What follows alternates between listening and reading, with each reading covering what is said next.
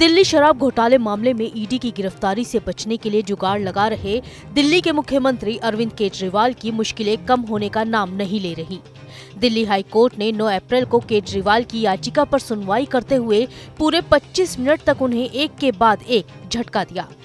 High court ने केजरीवाल को पहला झटका तब दिया जिसमें उन्होंने ईडी की गिरफ्तारी का विरोध किया था। कोर्ट ने अपना फैसला सुनाते हुए कहा कि जांच एजेंसी के जुटाए गए सबूतों से पता चलता है कि केजरीवाल ने दूसरे आरोपियों के साथ मिलकर पूरी साजिश रची। कोर्ट ने कहा कानून की नजर में आम नागरिक और मुख्यमंत्री समान है। जांच एजेंसी के पास साक्ष्य हैं, उसके आधार पर केजरीवाल की गिरफ्तारी न्याय संगत है। रिमांड पर लेकर पूछताछ करना भी जरूरी था। दरअसल केजरीवाल ने अपनी याचिका में अपनी गिरफ्तारी और ईडी रिमांड का विरोध किया था, लेकिन कोर्ट के फैसले के बाद अब केजरीवाल को कुछ दिन और तिहाड़ में गुजारने होंगे। हाई कोर्ट की पीठ ने कहा कि ये मामला सिर्फ केजरीवाल की गिरफ्तारी और रिमांड का नहीं है, बल्कि आम आदमी को ये समझना भी जरूरी है कि गिरफ्तारी और रिमांड वास्तविकता में क्या है। कानून सभी पर समान रूप से लागू होता है और अदालतों पर सरोकार संवैधानिक नैतिकता से है, न कि राजनीतिक नैतिकता से।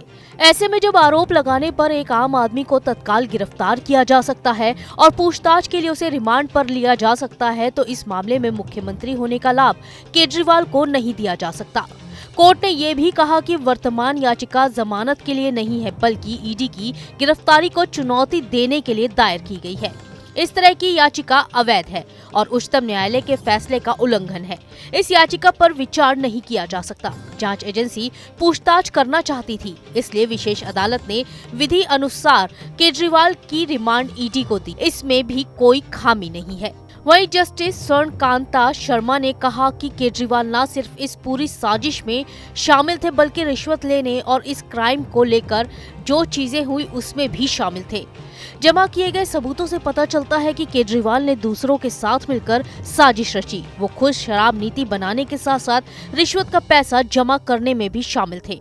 केजरीवाल बतौर आम आदमी पार्टी के राष्ट्रीय संयोजक के तौर पर 2 तरह से इस पूरे मामले में शामिल थे। इस केस में जो बयान दर्ज हुए, ये स्टेटमेंट अदालत के समक्ष दर्ज किए गए थे।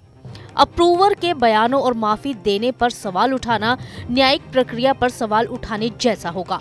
ईडी के पास बहुत सारे सबूत हैं। इसमें हवाला डीलरों के बयान, अप्रूवर्स के बयान, इसके अलावा आम आदमी पार्टी के सदस्यों के बयान भी मौजूद हैं, जिन्होंने कहा कि उसे गोवा चुनाव में खर्च के लिए पैसे दिए गए थे।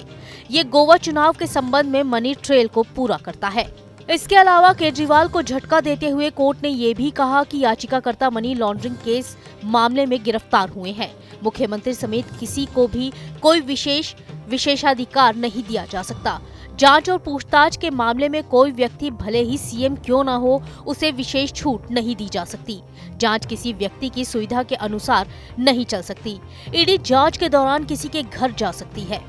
हाई कोर्ट ने केजरीवाल की उस दलील को भी नकार दिया जिसमें उन्होंने पूछताछ के लिए वीडियो कॉन्फ्रेंसिंग की बात कही थी। हाई कोर्ट ने कहा कि ईडी गिरफ्तारी का समय तय करती है। हाई कोर्ट ने कड़ा रुख अपनाते हुए केजरीवाल की चुनाव की घोषणा के बाद हुई गिरफ्तारी वाले तर्क पर कहा कि इस तर्क को स्वीकार करने का मतलब होगा कि अगर चुनाव के समय गिरफ्तारी नहीं हुई होती तो इसे चुनौती नहीं दी जा सकती थी। इसके साथ ही हाईकोर्ट ने स्पष्ट शब्दों में कहा कि अदालत कानून से चलती है, सियासी दबाव से नहीं। वर्तमान मामला केंद्र व केजरीवाल के बीच नहीं, बल्कि केजरीवाल और ईडी के बीच है। वहीं अब आम आदमी पार्टी ने कहा है कि हाईकोर्ट के फैसले को चुनौती देने के लिए वो सुप्रीम कोर्ट का दरवाजा खटखटाएंगे। लेकिन हाईकोर्ट के इस फैसले से ये समझ में आता है कि केजरीवाल को कभी फटकार तो कभी नसीहत दी गई। Team news nation.